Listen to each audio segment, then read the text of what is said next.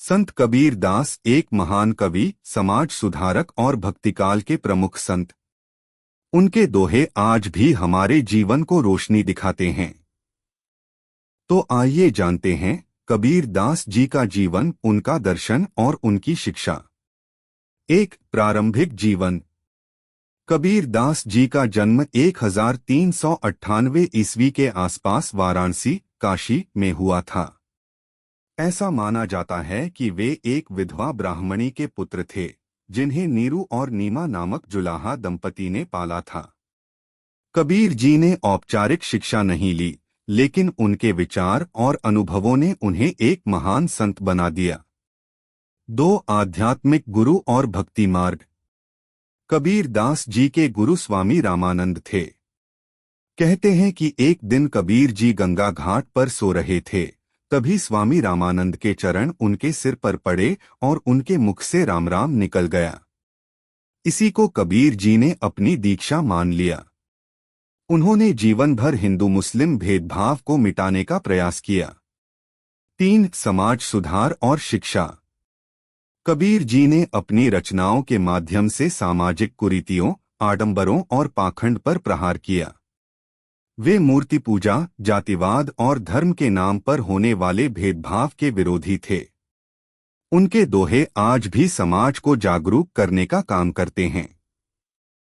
जैसे, बुरा जो देखन मैं चला, बुरा न मिलिया कोई।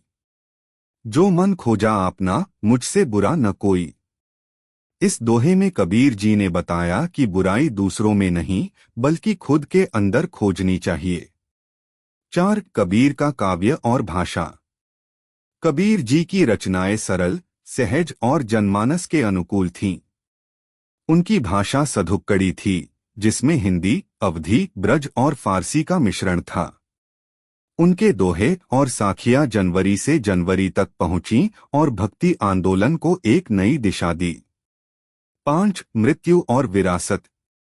कबीर दास जी का निधन 1518 ईस्वी में हुआ। उनकी मृत्यु के बाद उनके हिंदू और मुस्लिम अनुयायियों में विवाद हो गया कि उनका अंतिम संस्कार कैसे किया जाए। कहा जाता है कि जब चादर हटाई गई तो वहां सिर्फ फूल पड़े थे, जिन्हें दोनों समुदायों ने आपस में बांट लिया। 6 निष्कर्ष। कबीर दास केवल एक संत या कवि नहीं थे, बल्कि वे समाज के दर्पण थे। उनके विचार, उनके दोहे और उनका जीवन हमें सिखाता है कि सच्चा प्रेम, सत्य और मानवता ही सबसे बड़ी पूजा है।